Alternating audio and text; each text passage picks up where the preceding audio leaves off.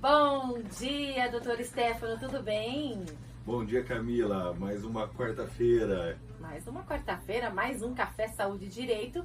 E o tema hoje é a perícia médica no processo. E quem vai participar conosco é a doutora Rosa Amélia Andrade Dantas, que é vice-presidente da Associação Brasileira de Medicina Legal e Perícias Médicas, filiada à Associação Médica Brasileira. Bom dia, doutora Rosa, seja muito bem-vinda. Bom dia, eu é que agradeço a vocês por estarem me recepcionando neste momento. Agradecer a todos os ouvintes, que é sempre feliz chegar numa cidade e vir falar com os ouvintes. Gosto de vê-los, mas nesse momento vou só falar. Só vão ouvir. Exato. Doutora Rosa, eu gostaria muito de lhe agradecer. Quando eu vi que a senhora estaria em Rio Preto numa quarta-feira, falei, não tem gancho melhor. Eu desmarquei minha agenda do dia inteiro, falei, vou ficar o dia inteiro com a doutora Rosa, baldeando ela para onde ela puder ir, porque para mim vai ser uma grande honra e aprender muito com a senhora, pela sua larga experiência e tudo mais. E aí, doutora, eu acho que antes de começar a fazer as perguntas do dia a dia, as perguntas que interessam, a gente precisa saber um pouco da senhora também. Como que a senhora foi parar na medicina legal? Me conta um pouco para nós da sua trajetória, por que a senhora escolheu a medicina legal e não as medicinas convencionais que tanto tem brigas nas residências e nas faculdades? Eu acho que desde que eu entrei na faculdade, eu já entrei com o propósito de que a saúde deveria mudar. Então eu já entrei uma pessoa insatisfeita com o modelo médico hospitalocêntrico. Então eu já entrei na universidade e inicialmente eu queria ir para a medicina legal. Mas imagine isso em 1981, numa cidade como Aracaju. Minha mãe, deixei os pauzinhos dela e não me deixou ir estagiar no IML, porque era meu objeto maior. Como ela disse que eu não deveria ir, eu resolvi ir para a saúde pública. Uhum. Então eu comecei minha formação, fiz uma excelente formação na Universidade Federal de Sergipe naquela época. Nós víamos tudo e nós nos formávamos sabendo fazer pequenas cirurgias, atender os casos, os 80% dos casos que apareciam. Mas eu fui para a saúde pública e cheguei a trabalhar como consultora do Ministério da Saúde no estado da Bahia, no estado de Ceará, no estado de Sergipe. Fiquei um tempo na saúde pública. Depois, não satisfeita, fui para a medicina do trabalho. E da medicina do trabalho, quando eu cheguei na medicina do trabalho, eu já automaticamente fui convidada a fazer perícia. Então, eu faço perícias médicas há 30 anos. Eu comecei fazendo perícias médicas, ainda não existia nem a perícia médica trabalhista dentro da Justiça do Trabalho. Era na civil. Você tem aquelas varas de medicina de direito de trabalho, questionando os acidentes e acidente de trabalho. E eu comecei ali. E fui sendo, paralelamente, médica do trabalho e fazendo perícia na área trabalhista. E depois me apareceu ir para o Conselho Regional de Medicina, onde passei 10 anos. E lá foi que eu vim a aprofundar meus conhecimentos na parte do direito médico. E aí eu resolvi, já que eu estava lá, né, eu ia aprender realmente a discutir os casos. E nesse meio tempo, como eu sou muito de reclamar, eu me sinto também na obrigação de contribuir. Então terminei indo para a Sociedade Brasileira de Perícias Médicas e posteriormente nós juntamos a medicina legal com a perícia médica e aqui estou eu. Nós temos só 13 anos de junção, mas aí eu trabalho na área há simplesmente 30 anos. Foi assim que eu vim parar aqui. E hoje veio acompanhar uma perícia. E hoje vim, saí de lá. Eu hoje trabalho somente com assistência técnica em medicina, na parte do direito médico e na parte do direito trabalhista, mais intensamente na parte do direito médico. E vim acompanhar a perícia aqui no município, uma perícia bem interessante, mas que é uma satisfação, uma honra, né? Vim fazer isso. Que legal, doutor. E falando um pouco da perícia, eu gostaria que a senhora comentasse qual que é a importância da perícia num processo judicial.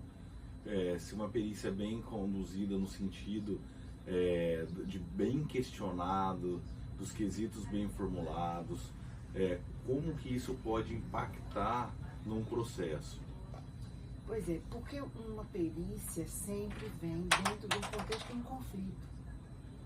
São dois lados, às vezes 3, 4, mas objetivamente, se você olhar com mais precisão, tem um lado que questiona e o outro lado que pode ter 1, 2, 10 pessoas. E é interessante porque a perícia, ela tem a responsabilidade, não só técnica e científica, como moral, de buscar se aproximar do que é uma verdade naquele aspecto. O que é que gerou? É meio que um Sherlock Holmes mesmo, se a gente quiser pegar uma figura assim, bem emblemática de procurar, mas o que foi que aconteceu? Como é? E no caso da perícia médica, eu acho que tem um lado muito interessante, que é, às vezes a gente pensa que as coisas erradas não vão acontecer, e elas podem acontecer. Certa feita eu perguntei a uma pessoa por que ela não tinha lido o consentimento informado que o médico deu para ela assinar. Ela disse que teve medo, porque sabia que tinha um monte de problemas e tinha que ocorrer.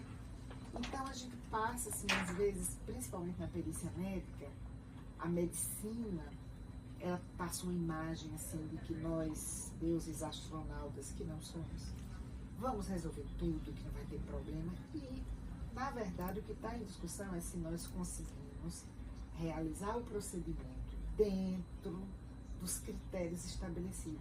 Não somos deuses. Nem Jesus Cristo nós somos.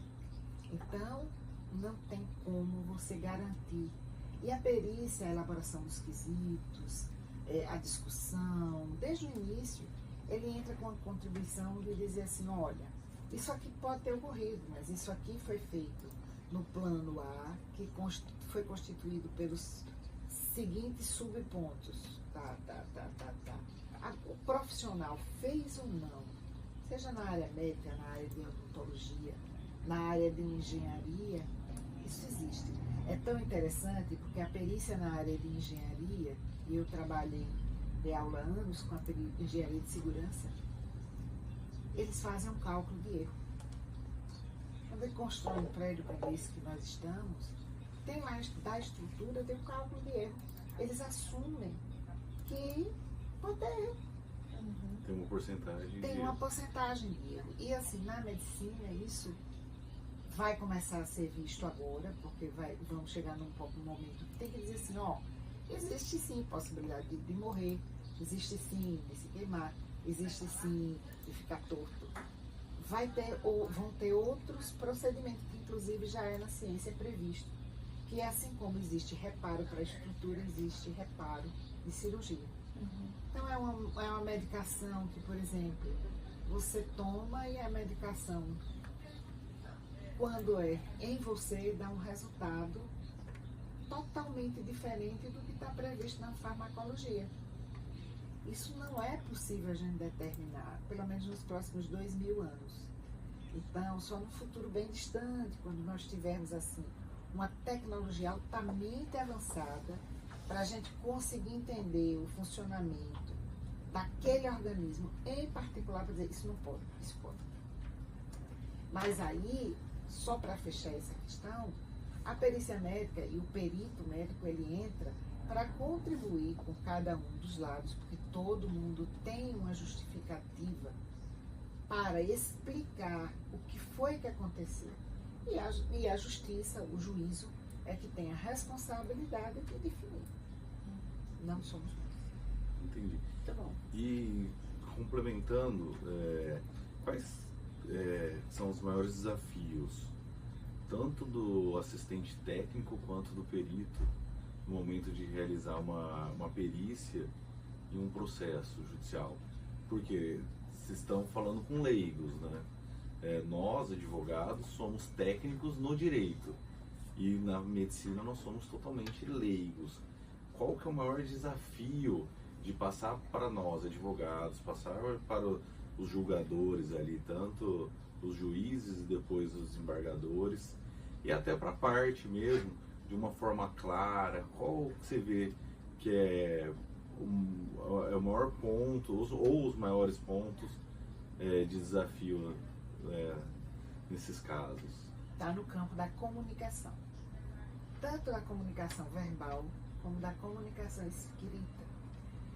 Eu, apesar de ter sido professora universitária por 30 anos, hoje sou professora aposentada da Universidade Federal de Sergipe, acho que um dos maiores problemas é você, na hora de fazer a discussão técnica, você deixar claro que é uma dificuldade que nós temos, tanto de explicar às vezes para o paciente no campo da medicina convencional. Quantas pessoas vão ao médico, pegam a receita e não entendem, não só a letra, mas não entendem por que está tomando aquele remédio. É tanto que escolhe, tem várias pessoas que passam uma lista e a pessoa escolhe um deles ou dois, compra os remédios e toma o resto. Por que isso? Por falta de comunicação. E no caso da perícia, a perícia tem que vir, o laudo médico pericial, as manifestações, a defesa, eles têm que elucidar as questões técnicas. E eu acho que existe uma grande falha. Por quê? Porque nós temos hoje um número mínimo ainda de pessoas realmente preparadas para fazer medicina legal e perícia médica. A maioria é um clínico ou um cirurgião que foi especializado para fazer um procedimento. Faz maravilhosamente o procedimento. Aí vai fazer o laudo. Ele faz o laudo, o raciocínio dele é o raciocínio de quem está lidando com outro médico. Não com o juiz e com advogados e com um autor que não entende aquele negócio. Então eu acho que falta a comunicação, a forma de você colocar o laudo, porque já está definido que tem que ter tudo. A questão é como você coloca, como é que você faz essa introdução, principalmente a discussão e a conclusão, para que serve aquele laudo. Eu tenho lido muitos laudos nesses últimos 1 ano e 3 meses e é interessante. Uma parte dos laudos ele não tem conclusão. E isso é a grande dificuldade, porque como é que o advogado e o juiz vão entender o que você colocou, se nem você concluiu? Difícil. E quando tem conclusão, resta inconclusivo, né? Sim. E aí, assim, não diz os limites, as possibilidades. Agora nós temos uma grande discussão, a BNLPM está soltando uma orientação, na verdade, das porcentagens de perda. Aquilo ali só, isoladamente, não vai resolver o problema. O que vai resolver o problema é explicar. E o que tem que ser concluído numa perícia? Primeiro, por que a perícia está sendo feita? Qual é o ponto central?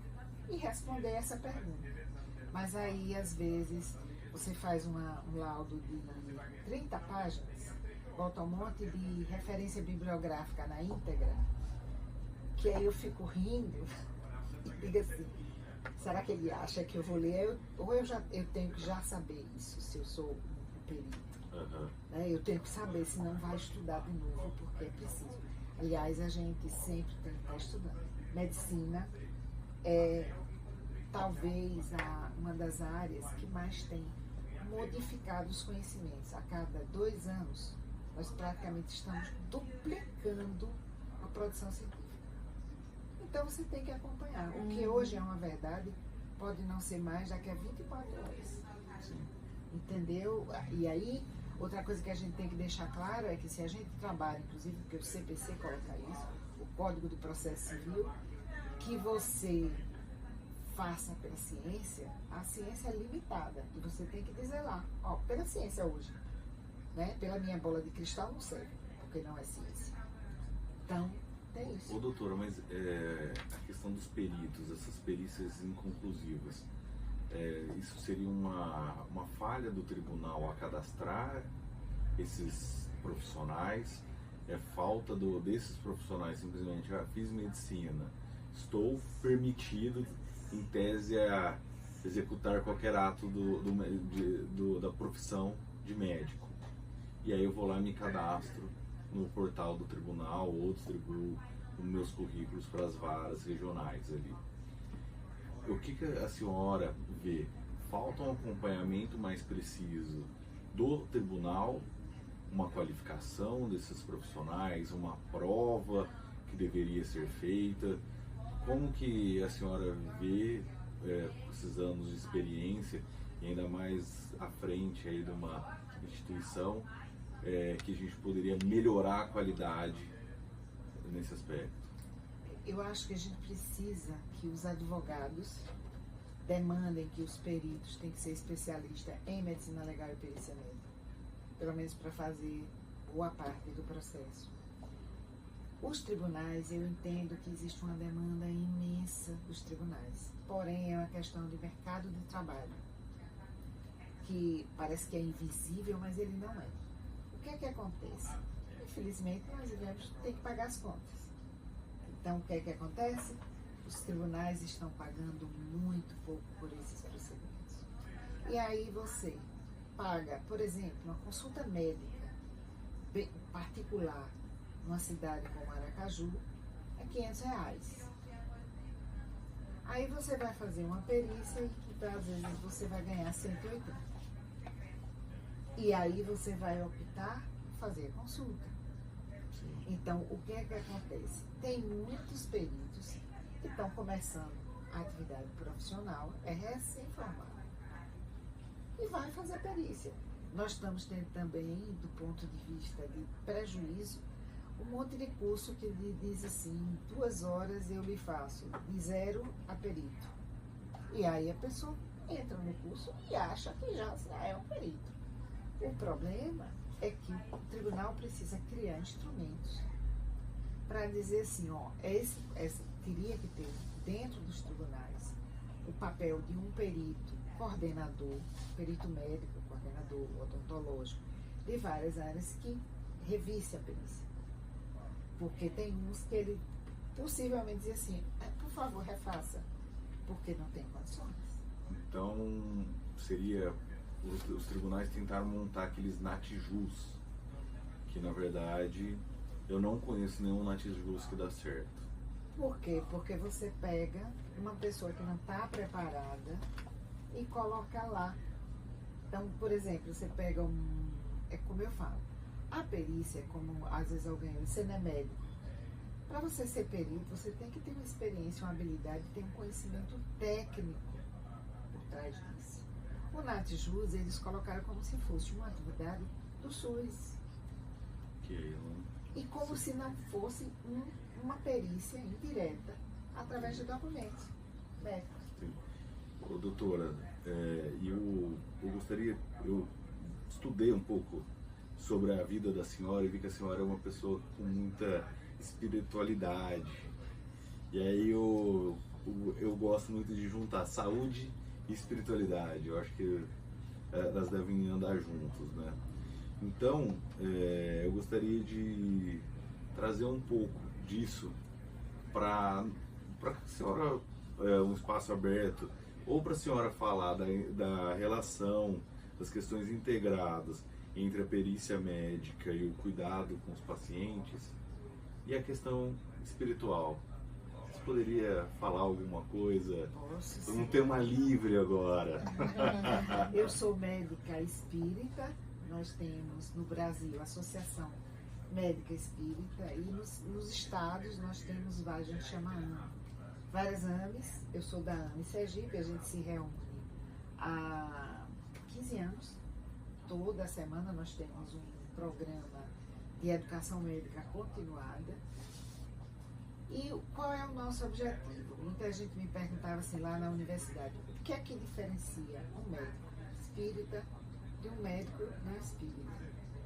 É a forma que ele deve se comunicar com as pessoas, a forma que ele deve entender as pessoas. A espiritualidade hoje é algo tão forte que independe, eu sou espírita, mas assim, depende de você ser espírita, católico, se você for presbiteriano, em todas as áreas, já começou uma discussão sobre a importância desse entendimento que você faz parte de algo maior. Uns chamam Deus, outros universo, algo maior. Uns acreditam que Jesus Cristo veio, o outro estão esperando esse renovador, esse Salvador. Mas o principal objetivo é ver o seguinte: se você, a depender de como você olha o mundo, como você olha o irmão, como você se olha, e que, no meu entendimento, primeiro como você se olha, como você olha o irmão, como você olha o mundo, você muda totalmente a forma de se relacionar. E no consultório médico, principalmente de quem faz clínica, mas isso não é diferente na perícia, você tem que olhar as pessoas com mais compaixão e altruísmo. Porque se erraram, ninguém erra porque quer, eu quero errar. Raras são as pessoas que geralmente têm um distúrbio mental. Diz assim, olha, eu vou prejudicar tal pessoa porque eu acho que é importante. Geralmente essas pessoas não estão bem. Então, assim, seria uma forma de você trabalhar essas questões. E eu acredito, do ponto de vista da perícia, no dia que os médicos, e eu falo isso com muita tranquilidade, porque passei 10 anos vendo muito médico sendo processado dentro do conselho, e o problema, como foi que gerou o problema? A forma que ele se comunicou com o paciente. Teve um que, esse para mim foi icônico. Ele, no interior de Sergipe, ele falou que o paciente, a mulher do rapaz tinha dado um piti e que ela precisava de uma surda e cansação. Então, ele falou até na brincadeira, só que isso gerou e ele foi processado. Porque ele achou que era realmente, ele tinha o poder, o direito de falar isso. Ele não pensou nas confusões que criou para ele e para ela. Isso é público que ele fala. Então, assim, são essas coisas que a questão de você ver a espiritualidade modifica. E a outra coisa é que a Sociedade Brasileira de Cardiologia, a Sociedade Brasileira de Psiquiatria e a de Medicina e Comunidade já entendem que quando você desenvolve a espiritualidade, você é uma pessoa que perdoa mais, que você tem menor raiva, que você trabalha mais, você consegue se entender mais como ser imperfeito, e que você olha a imperfeição do outro, você adoece menos. Já tem estudos mostrando aqui em São Paulo que pessoas que fazem grandes cirurgias cardíacas, aquelas pessoas mais rancorosas, o resultado do pós-operatório, a recuperação, é muito mais lenta do que quem perdoa. Portanto, eu acho que está muito provado que tem interferência. E vai interferir em tudo. Porque eu acho que dentro da medicina legal e perícia médica, seja na trabalhista, seja na civil, seja na qualquer outra das áreas, a briga, a confusão, aquela coisa rancorosa é que tem mais nos prejudicado. Entendi. Ô, doutora Rosa, nosso tempo está esgotando, eu gostaria de te agradecer aí pela presença e a próxima vez que estiver em Rio Preto, está convidado para voltar. É isso aí. Ai, muito obrigado. Da próxima vez que eu vier, virei numa quarta. Isso aí. Só para participar da coluna do Stefano. Com certeza. Ô, doutora Rosa, eu quero deixar registrado aqui, a senhora que é lá do estado de Sergipe, a gente tem um ouvinte lá de Sergipe, viu? Lá de Nossa Senhora de Socorro, ele sempre está sintonizado aqui conosco, ouvindo a CBN Grandes Lagos. Aí pergunta como é possível, ele acompanha pelo site da CBN. Obrigada, viu, doutora Rosa, pela sua participação. A convite do doutor Stefano, foi muito bom este assunto de hoje. Eu agradeço demais e também a ABML, coloco a vice-presidência da ABML-PM, assim como todos os meus colegas, para aumentarem essa discussão e trazer novas contribuições. Ó, tem até ouvinte aqui, o Marco Antônio. Não acabe com a entrevista, quero ouvir mais. Mas, Marco Antônio, a gente tem que encerrar. Tem o repórter CBN. Doutor Stefano, obrigada. Obrigado. Até semana que vem. Até mais. Tchau, tchau.